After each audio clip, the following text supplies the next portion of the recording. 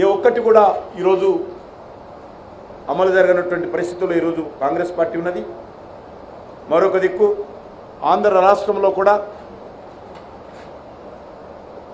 National democratic alliance నేతృత్వంలో Telugu Desam party, Janasena, BJP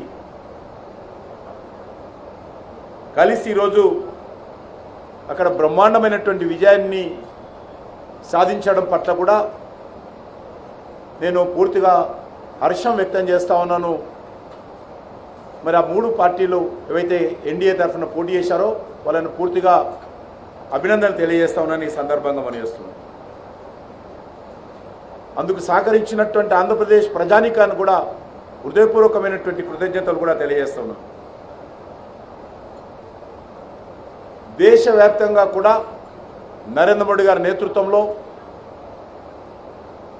మూడవసారి అధికారంలో రావడము, ఒక హ్యాట్రిక్ ప్రైమ్ మినిస్టర్గా ఈరోజు బాధ్యతలు చేపట్టబోతున్నటువంటి పరిస్థితి ఈరోజు మనకు చాలా స్పష్టంగా ఉంది. నిన్ననే జరిగినటువంటి ఎన్డీఏ భాగస్వామ్య పార్టీల సమావేశంలో ఎన్డీఏకు నాయకుడిగా నరేంద్ర మోడీ గారిని మరి తిరిగి మూడోసారి ఎన్నుకున్న విషయాన్ని సందర్భంగా మనవేస్తా ఉన్నాను. సొంతంగా 240 సీట్లలో గెలవడము, మొత్తం భాగస్వామ్య పార్టీలతో 293 స్థానాలతో ప్రభుత్వం ఏర్పాటు చేయడము, ఇంకా అనేక మంది ఇతరులు కూడా స్వతంత్ర అభ్యర్థులు గారు ఇతరులు కూడా ఈరోజు మద్దతు ఇవ్వడానికి సిద్ధంగా ఉన్నారు.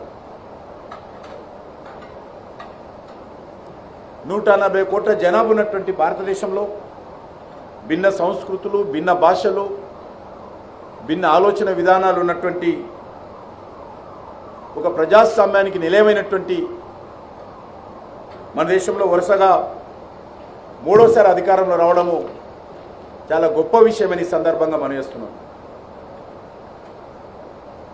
ఇదే కాకుండా ఒక దిక్కు ఆంధ్రప్రదేశ్, మరొక ఒరిస్సా, అరుణాచల్ ప్రదేశ్లో, సిక్కింలో కూడా ఈరోజు మరి జరిగినటువంటి శాసనసభ ఎన్నికల్లో స్వతంత్రంగా అరుణాచల్ ప్రదేశ్, ఒడిస్సాలో బీజేపీ అధికారంలో రావడం, మొదటిసారిగా ఒరిస్సాలో బీజేపీ స్వతంత్రంగా ఈరోజు రాష్ట్ర ప్రభుత్వాన్ని స్థాపించే పరిస్థితి రావడం ఏదైతున్నదో మంచి శుభ పరిణామమని సందర్భంగా మనవేస్తున్నాను.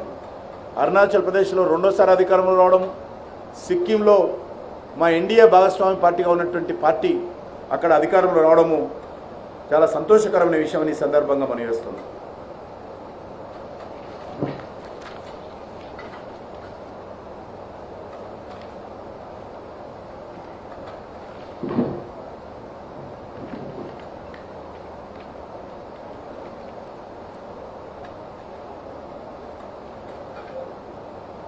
బాబు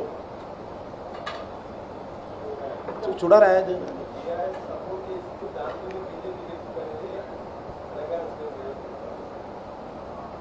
ఇది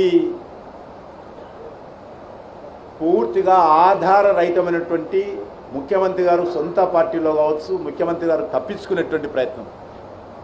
ఏదైతే శాసనసభ ఎన్నికల్లో గెలిచినటువంటి ఆ పార్టీ ఈరోజు ఒక్కసారి గత శాసనసభ ఎన్నికల్లో కాంగ్రెస్ పార్టీకి ఎన్ని ఓట్లు వచ్చాయి, ఇప్పుడు ఎన్ని ఓట్లు వచ్చాయి తీమను.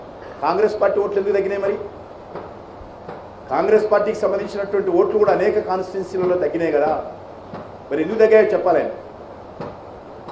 కాబట్టి ఎన్నికల్లో కాంగ్రెస్ పార్టీ మీద వ్యతిరేకత కూడా గత ఎన్నికల్లో వచ్చినటువంటి ఓటర్స్ ఏదైతే 6 గ్యారంటీల కార్డు ఇచ్చి